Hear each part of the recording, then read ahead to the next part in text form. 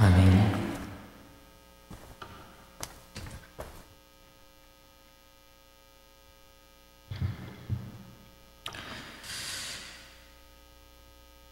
독일이 낳은 위대한 철학자 중에 한 명이 있습니다. 바로 임마누엘 칸트인데요. 이 칸트의 그 일화 중에 이런 이야기가 있습니다. 평생을 칸트는 여행을 많이 다녔다거나 다른 지역에 나가서 산 그런 기억이 없이 자신의 고향인 퀘니스베르크에서 평생을 보낸 사람이라고 알려져 있습니다. 별다른 가정을 이루지도 않았고요. 홀로 독신으로 살면서 위대한 철학적인 업적을 남긴 사람이 바로 칸트입니다.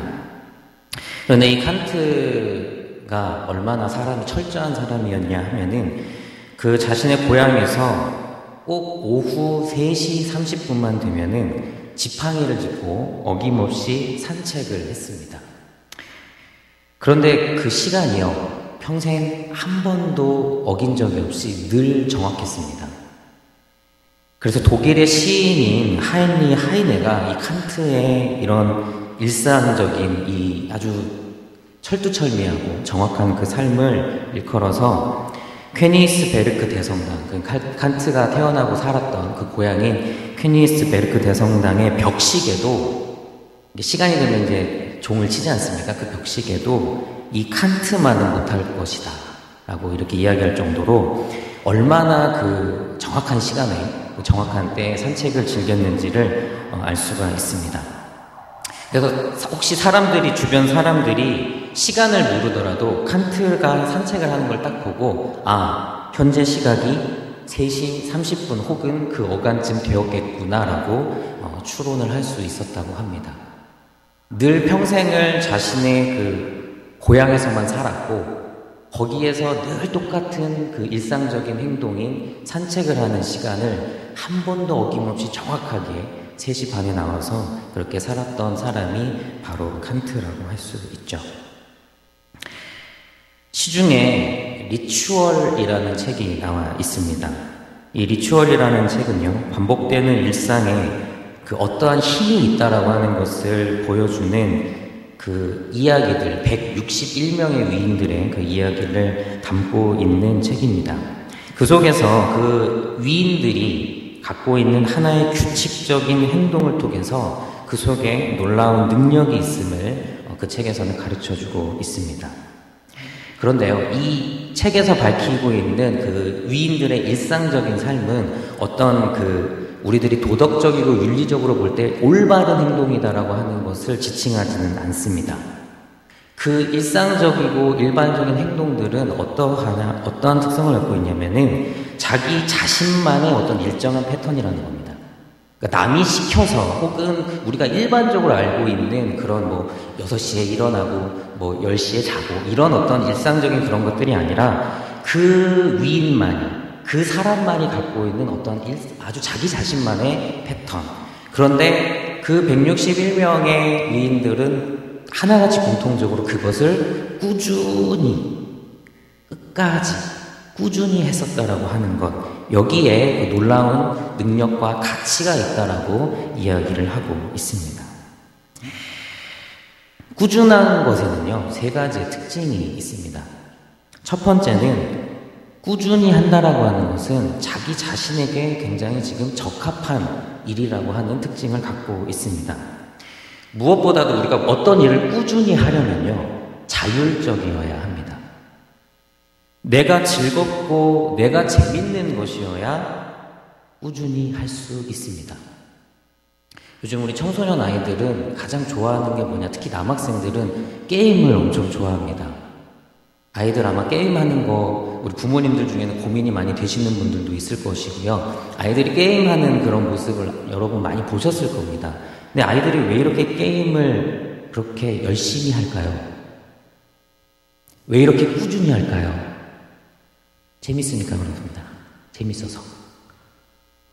여러분들이 하지 말라고 해도 하죠. 여러분들이 아무리 뜯어말기고 핸드폰을 뺏고 컴퓨터에 전원을 다 뽑아버려도 어떻게든지 합니다. PC방을 가든 친구를 살살 꼬시든 무슨 방법을 써서라도 합니다. 왜? 내가 즐거우니까. 그것이 나를 굉장히 행복하게 한다라고 생각을 하기 때문에 그것을 꾸준히 계속 할 수 있게 되는 것이죠.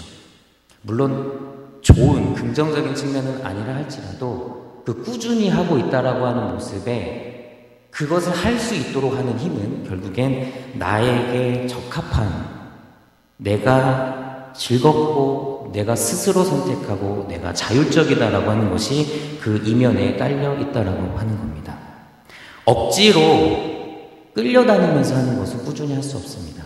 여러분들의 삶에서도 여러분들은 충분히 경험을 해보셨을 겁니다. 억지로 끌려다닌다고 해서 옆에서 아무리 제 쪽을 한다 하더라도 그것은 끝까지 하기 힘들 수 있습니다. 꾸준한 것의 첫 번째 특징은 자기에게 적합한 것이어야 한다는 거죠. 두 번째 꾸준한 것의 특징이 있습니다. 바로 절제가 들어간다는 겁니다. 꾸준한 것 안에는 그 꾸준한 것을 하기 위해서 무엇인가는 절제를 시킨 것들이 있습니다. 인간에게는 시, 공간의 한계가 분명하게 있습니다. 시간의 한계, 공간의 한계가 있습니다. 내가 어떠한 것을 꾸준히 하기 위해서는 그만큼의 시간이 필요하고 정성이 필요합니다. 내가 꾸준히 하는 것에 시간을 들였다 한다면 그 꾸준한 것을 하기 위해서는 무엇인가는 포기를 하고 내려놓아야 되고 절제하고 줄여야 하겠죠. 내가 무엇인가 꾸준히 하기 위해서 반드시 버리고 놓아야 하며 절제해야 할 것들이 존재한다라는 겁니다. 내가 이것도 하고 저것도 하고 모든 것을 다 하면서 그리고 내 삶에 일어나고 있는 모든 온갖 갖가지 변수들에 일일이 다 반응하면서 무언가를 꾸준히 한다는 것은 어렵고 또한 불가능할 수 있습니다. 소위 말하는 욕심이라고 그러죠. 이것도 잘하고 싶고 저것도 잘하고 싶고 이것도 뭔가 업적을 이루고 싶고 이것에서 뭔가 업적을 이루고 싶고 막 하고 싶은 거는 막 넘쳐납니다. 그런데 인간에게 주어진 삶은 24시간 다 똑같고요. 그 중에서도 몇 시간은 잠을 주무셔야 되고요. 화장실도 다녀오셔야 되고 드셔야 되고 누군가에게는 다 필요한 시간들이 있고 그 시간들을 제하고 나면 그 남아있는 시간을 가지고 우리가 무엇인가를 해야 되는데 꾸준히 어떠한 일들을 하기 위해서는 그만큼의 시간을 확보해야 되고 시간을 내야 되기 때문에 반드시 버려야 될 것들, 절제해야 될 것들이 존재한다는 것입니다.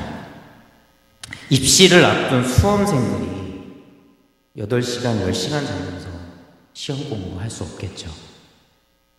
수험생들은 입시를 앞두고 있기 때문에 자기에게 필요한 것은 공부를 할 수 있는 시간입니다. 거기를 그 시간을 꾸준히 투자를 해야 되기 때문에 싫든 좋든 잠을 줄여야 하겠죠. 헛되이 보내는 시간들을 줄여야 할 것입니다.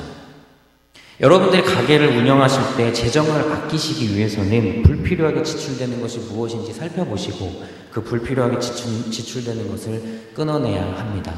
내가 제 아무리 먹고 싶은 것이 있다 할지라도 그것이 우리 가게의 지출에 방해가 된다면 내가 아무리 사고 싶은 것이 있다 할지라도 이것이 우리 가게의 상황에 방해가 된다면 잘라내야 되겠죠. 절제해야 되겠죠. 꾸준히 할 수 있는 것들은 바로 이 절제를 동반하게 되어 있습니다. 세 번째 꾸준한 것의 특징은 비교하지 않는다는 겁니다. 그 리추얼이라는 책에 나와 있는 161명의 그 위인들의 그 꾸준한 것의 특징, 아까 제가 말씀을 드렸지만은 자기의 일정한 패턴, 즉 자기 자신만이 가지고 있는 패턴이 있다라고 하는 겁니다. 옆에 있는 사람이 누군가가 해서 내가 그것을 또 나도 만들어서 해야지. 저 사람이 하니까 좋구나. 저 사람이 하니까 되게 잘 되는구나.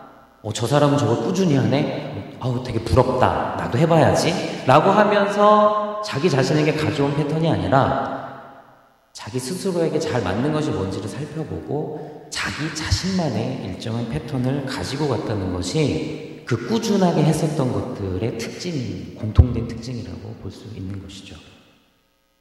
꾸준한 것에는요, 비교하는 것이 없습니다.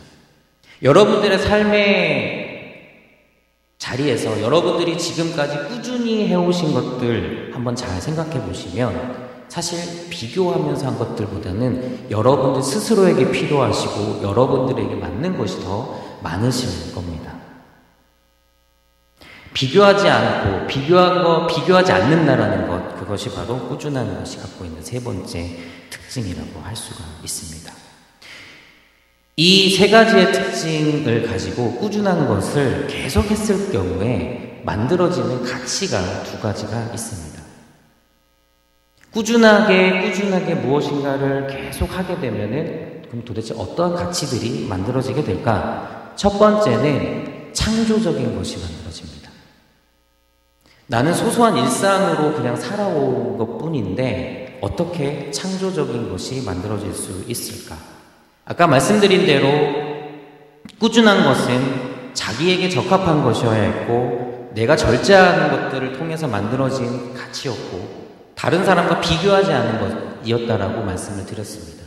이 세 가지 특징이 종합해서 만들어지고 있는 것이 바로 창조성이라고 할 수가 있습니다.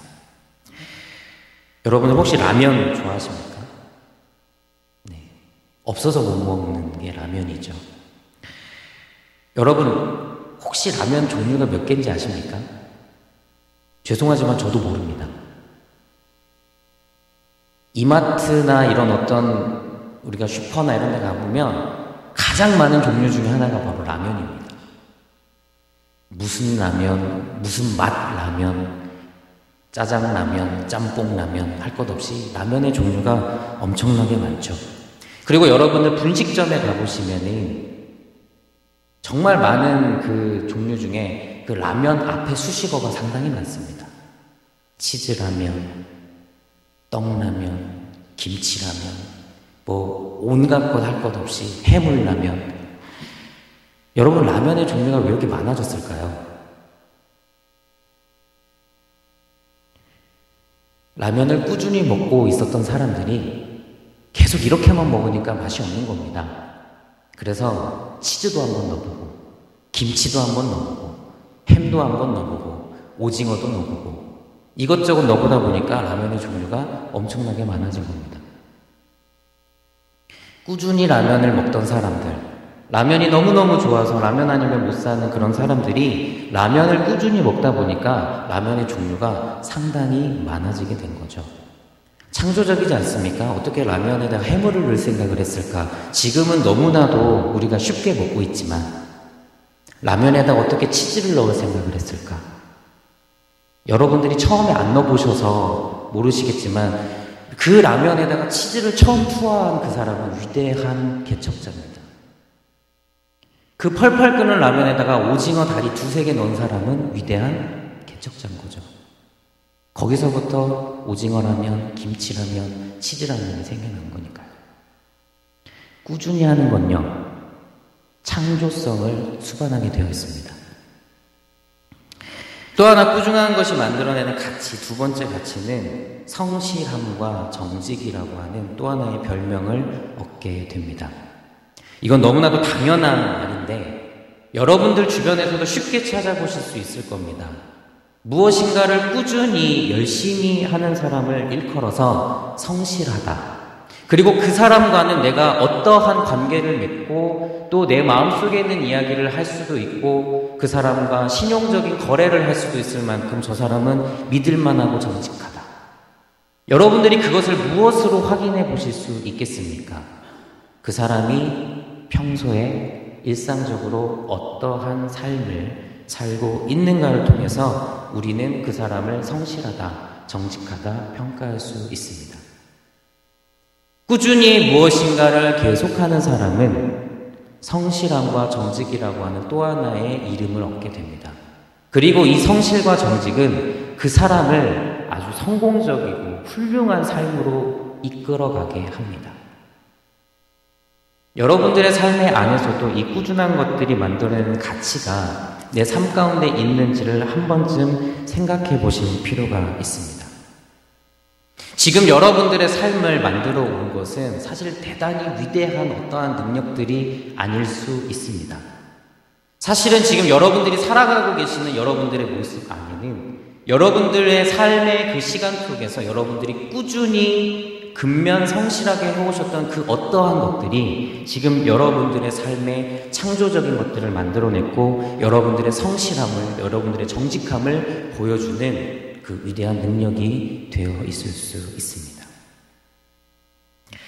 오늘 우리가 함께 읽은 데살로니가전서 5장 16절부터 18절, 수도 없이 들어왔고 너무나도 잘 알고 있는 이 말씀, 항상 기뻐하라, 쉬지 말고 기도하라, 범사에 감사하라. 이 말씀 속에서 우리가 찾아낼 수 있는 하나의 원리는 바로 신앙의 꾸준함입니다.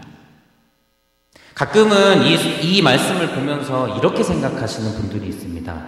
아니, 사람이 어떻게 항상 기뻐할 수 있어? 어떻게 사람이 쉬지 않고 기도할 수 있지? 야, 일어나는 모든 일에 감사하라고? 이거는 말씀이 우리로 하여금 이 말씀을 도대체 지키라고 하는 건지 지키지 말라고 하는 건지 모르겠다라고 생각하면서 이 말씀에 대해서 이것은 오히려 너무 불가능한 일이 아닐까라고 생각하는 경우들이 간혹 있습니다. 그런데 이 말씀은요, 여러분들에게 어떤 완벽한 삶을 살라고 조언하는 말씀이 아닙니다. 항상 기뻐하고 쉬지 않고 기도하고 범사에 감사하라는 어떤 불가능한 것을 가능하게 만들어서, 자, 무슨 일이든지 기뻐하고 쉬지 않고 기도하고 모든 일에 감사하는 완벽한 신앙인이 되어라 라고 하는 것을 여러분들에게 지금 가르쳐주는 말씀이 아니라는 겁니다. 이 말씀은 꾸준하게 신앙생활을 해나가라는 말씀과 더 맞닿아 있습니다. 그래서 이 말씀을 꾸준함과 연결시켜 다시 한번 재구성을 해보면 이렇게 이야기를 할 수가 있습니다. 어떠한 상황이든 꾸준하게 기뻐하고 매일매일 꾸준히 기도하고 매 순간순간 꾸준하게 감사의 삶을 살아라. 되어라, 완벽하게 만들어라, 이게 아니라 그렇게 살아가라라는 뜻입니다. 어떠한 상황이든지 꾸준하게 기뻐하고 매일매일 꾸준히 기도하고 순간순간마다 어려움이 있더라도 그 상황 가운데에서 범사에 감사하는 삶을 살아가라는 거죠. 꾸준하게, 일정하게, 변함없이. 이것이 곧 오늘 말씀은 예수 그리스도 안에서 너희를 향하신 하나님의 뜻이다 라고 이야기를 하면서 우리가 밑에서 함께 읽은 23절, 24절에 이것이 예수 그리스도께서 강림하실 때에 우리가 흠없이 보전될 수 있는 길이다 라고 하고 다시 한번 강조해 주십니다. 완벽하게 만들어내라는 것이 아니라 그렇게 꾸준히 살아가라. 완성을 위해서 가라는 것이 아니라 그 길을 걸어가라. 이것이 바로 오늘 우리에게 이 데살로니가전서 말씀이 허락해 주신 은혜라고 생각합니다. 사랑하는 성도 여러분, 항상 기뻐하고 쉬지 않고 기도하고 범사에 감사하기 위해서 우리는 신앙의 꾸준함을 마음속에 새겨야 할 것입니다. 신앙의 꾸준함. 한번 마음 먹고 계획하고 내가 하나님 앞에 결단한 것들을 잘 끝까지 하기 위해서 걸어가야 될 그 꾸준함의 신앙. 화려하고 대단해 보이진 않더라도 매일매일 일상 가운데 쌓여져 가는 그 꾸준함, 그 신앙의 꾸준함을 우리들이 생각해 보며 오늘 말씀인 항상 기뻐하고 쉬지 말고 기도하고 범사에 감사라는 그 말씀에다 우리들이 적용해 봐야 할 것입니다. 우리가 항상 기뻐하고 쉬지 말고 기도하고 범사에 감사하기에 그렇다면 어떻게 해야 될까요? 첫 번째는 여러분들이 결단하시고 이렇게 살겠다라고 다짐하신 그 신앙의 내용들 앞에 적극적으로 행하십시오. 이왕 하기로 결단하신 거 기쁨으로 하면 더 좋겠습니다. 저희 교회가 올 한 해 하나님과 더 가까이 가기를 다짐하면서 목사님께서도 송구영신 예배 때 강조하셨겠지만은 예배의 훈련, 말씀의 훈련, 기도의 훈련에 어떠한 계획들을 세워서 여러분들에게 그렇게 하나님과 더욱더 가까워지시기를 당부하는 말씀을 드렸을 것이고, 여러분들 또한 새해가 되시면서 내가 신앙적으로는 이렇게 살아가야 되겠다라고 결단하신 내용들이 분명 각자에게 맞게 있을 거라고 생각합니다. 계획을 세우셨다면 적극적으로 행하십시오. 그냥 한번 해보지 뭐, 이게 아니라 능동적이면서도 적극적으로 내가 그것을 함으로 기뻐하면서 내 스스로가 그것들의 만족감을 순간순간 누리면서 여러분들이 세워놓으셨던 그 신앙의 계획들을 실천해 나가셨으면 좋겠습니다. 여러분들이 그것들을 적극적으로 행하실 때 그 일을 꾸준히 하실 수 있게 됩니다. 꾸준히 하고 계신 분들, 성경을 1독하시고 2독하시고 3독하시는 것을 10년, 20년 꾸준히 해오신 분들에게 가서 물어보십시오. 그분들이 어떠한 마음으로 이 일들을 하고 계신지. 누가 등 떠밀어서 한다면 절대 못하실 겁니다. 내가 기뻐서, 내가 적극적으로 행해서, 그래서 얻어진 가치라고 하는 것을 여러분들이 기억하시며 적극적으로 여러분들의 계획에 행하실 수 있기를 간절히 부탁을 드립니다. 두 번째는 절제의 삶을 살아가시기를 부탁드립니다. 여러분, 시간을 다스리지 않고서는 하나님과 가까이 하기가 어렵습니다. 이것은 절대적인 진리입니다. 여러분들에게 하루 48시간이 주어져 있지 않고요. 우리들의 인생은 누구나 다 유한합니다. 여기에서 200년, 300년 살 수 있는 사람이 없다라는 겁니다. 우리는 모두 다 제한된 시간 안에서, 제한된 인생 안에서 삶을 살아가게 되어 있습니다. 하나님과 가까이 하기 위해서는 내 안에 존재하고 있는 잘못된 것들이 있다고 한다면 빨리 버리고, 잘못된 습관들이 있다면 빨리 끊어내는 그 작업이 필요합니다. 그것이 곧 시간을 다스리는 겁니다. 여러분, 좋은 일에만, 꾸준한 것이 좋은 일에만 있는 것이 아닙니다. 안 좋은 것도 꾸준히 할 수 있습니다. 재밌는 거 아닙니까? 안 좋은 것도 꾸준히 할 수 있습니다. 안 좋은 걸 꾸준히 하면 뭐가 쌓일까요? 안 좋은 걸 꾸준히 하면은 중독이 됩니다.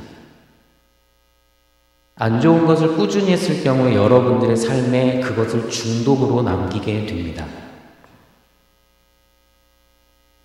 안 좋은 것을 하다 보면 시간이 쓰이죠. 에너지가 쓰입니다. 물질이 쓰일 수도 있고요. 여러분들의 정신과 마음이 거기에 빼앗기면서 여러분들의 삶을 송두리째 흔들어 버릴 수 있습니다. 절제해야 합니다. 끊어낼 것들은 과감하게 끊어내면서 여러분들에게 주어져 있는 시간을 다스려 하나님께 집중할 수 있는 시간에 꾸준히 투자하셔야 합니다. 절제의 삶을 사는 사람만이 꾸준히 할 수 있습니다. 마지막으로 세 번째는 여러분들의 스케줄에 따라서 여러분들이 신앙의 삶을 살아가셨으면 좋겠습니다. 신앙에서 제일 하지 말아야 될 것 중에 한 가지가 비교입니다. 비교는 오히려 여러분들의 신앙을 파괴하는 요소가 될 것입니다. 우리들의 목표, 우리들의 신앙의 목표는 내 옆에 있는 어떤 분이 아닙니다. 여러분들 각자의 신앙의 목표는 내 옆에 있는 어떤 사람이 아니라는 겁니다. 성경은 분명하게 가르쳐주고 있습니다. 우리들의 신앙의 목표는 그리스도, 예수 그리스도의 표대입니다. 우리가 바라보고 달려가야 될 대상은 내 옆에 있는 사람들이 아니고 예수 그리스도라는 겁니다. 그것이 우리들의 신앙의 목표입니다. 빨리 가든 느리게 가든 어떻게 가든 상관없이 여러분들의 상황과 여러분들의 여건에 맞게끔 여러분들은 신앙의 걸음을 걷고 뛰시고 하실 때 여러분들이 목표로 삼으셔야 할 것은 바로 예수 그리스도입니다.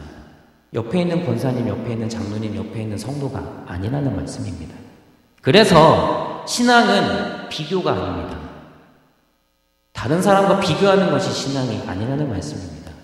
비교하기 시작할 때 그 시선은 주님을 바라보는 것이 아니라 그 시선은 옆을 바라보게 됩니다. 옆을 바라보면서 올바르게 뛰어갈 수 없습니다. 옆을 바라보면서 예수 그리스도를 향해서 나아갈 수 없다라는 겁니다. 그래서 신앙에서 가장 경계해야 될 것 바로 비교입니다. 신앙은 단거리 경주가 아닙니다. 신앙은 마라톤과 같습니다. 부지런히 뛰어가야 되고 또 내 스스로가 내 체력에 맞게끔 조절해가면서 뛰어가야 되는 것이 신앙입니다. 여러분, 마라톤에도 1, 2, 3등이 있죠. 금메달, 은메달, 동메달을 가립니다. 그런데 여러분들 마라톤 경기를 보시면은 감동적인 게 뭐냐면 완주입니다. 어떠한 여건이든 간에 몇 시간 안에 들어왔던 간에 그 사람이 완주를 하면은 그 등수에 관계없이 그 사람을 높이 평가해 줍니다. 신앙은 장거리 마라톤과 같습니다. 부지런히 뛰어가서 예수 그리스도의 표대에 이르를 때까지 부지런히 뛰어가 우리가 마지막 날에 하나님 앞에 섰을 때 영광의 면류관을 받는 것이 우리들의 신앙의 목표입니다. 옆 사람보다 더 잘하려고 옆 사람하고 비교하면서 가는 것이 신앙의 경주가 아니라는 겁니다. 사랑하는 성도 여러분, 특별히 오늘 헌신 예배를 드리시는 이 자리에 앉아 계신 우리 영남교회 재직 여러분, 꾸준한 것만이 남습니다. 꾸준히 행하신 것만이 남습니다. 요행과 술수로 점철된 신앙은 다 불에 타 없어진다고 말씀하십니다. 여러분들께서 여러분들에게 맞는, 여러분들에게 적합하고 기쁨으로 행하며 절제하고 다른 사람과 비교하지 않고 나의 신앙의 길을 걸어간 그것이, 그렇게 꾸준히 해오신 것이 하나님 앞에 상급을 받는 요건이 됩니다. 2016년 여러분들이 세우신 계획, 그리고 여러분들의 가정이 세우신 계획들, 또한 우리 교회가 함께 세운 이 공동의 목표들, 처음 시작 이 시점부터 마지막 끝날 때까지 꾸준히 달려가셔서 여러분들의 신앙에 정말 귀하게 남는 것들로 하나씩 하나씩 채워가실 수 있기를 간절히 부탁을 드립니다. 저희 중고등부 친구들한테도 제가 부탁을 했습니다. 우리 올해 1년 동안 성경 일독하자. 그래서 현수막 만들어서 걸어놨습니다. 우리 중고등부 아이들도 부지런히 읽고 있습니다. 그래서 제가 이야기했습니다. 우리도 참기름 한번 받아보자. 성경 일독하니까 참기름 주더라고요. 그래서 우리 아이들도 참기름 한번 받아보자.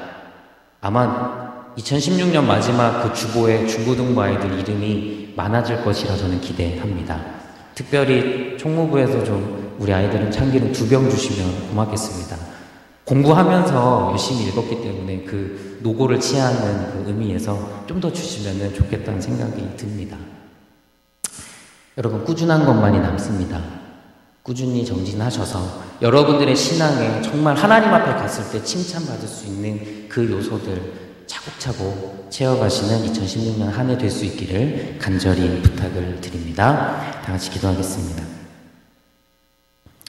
하나님, 항상 기뻐하고 쉬지 않고 기도하고 범사에 감사하는 것이 우리 하나님의 뜻이고, 저희들이 마지막 날에 주님 앞에 섰을 때 흠없이 보존되기를 원하는 마음이 우리들의 마음일 텐데, 주님, 그 말씀 가운데 우리들에게 주시는 또 하나의 음성은 신앙의 꾸준함을 가지고 흔들리지 않고 주님 바라보며 나아가라고 하는 말씀임을 우리가 이 시간 새겨봅니다. 하나님, 2016년 저희 개인적으로, 가정적으로, 또 교회적으로 세운 그 목표와 계획들 꾸준히 행함으로 마지막에 하나님께 많은 열매를 드릴 수 있는 저희 한 사람 한 사람이 될 수 있도록 성령 하나님 인도하여 주옵소서. 주님, 꾸준한 것만이 남는다는 원리 마음속에 새기며 우리 모두가 승리하는 올 한 해 될 수 있도록 하나님 지켜 보호하여 주옵소서. 감사드리며 예수님의 이름으로 기도드립니다. 아멘. 다 같이 찬송가 312장, 312장입니다.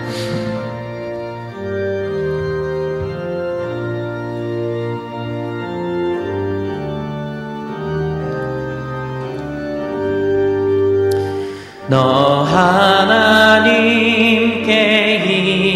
이끌리며 일평생 주만 바라면 너 어려울 때 힘주시고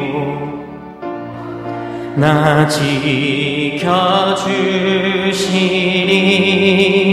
주 크신 사랑 믿는 자 그 만석 위에 서리라. 너 설레는 맘 가다듬고 희망 중 기다리면서 그대로신 주의 뜻과 사랑에 만족하여라. 우리를 불러주신 주 마음에 소원하신다. 주 찬양하고 기도하며 내 몸부림 써가라. 주 약속하신 모든 은혜 내게서 이루어지리라. 참되고 의지하는 자 주께서 기억하시리. 아멘.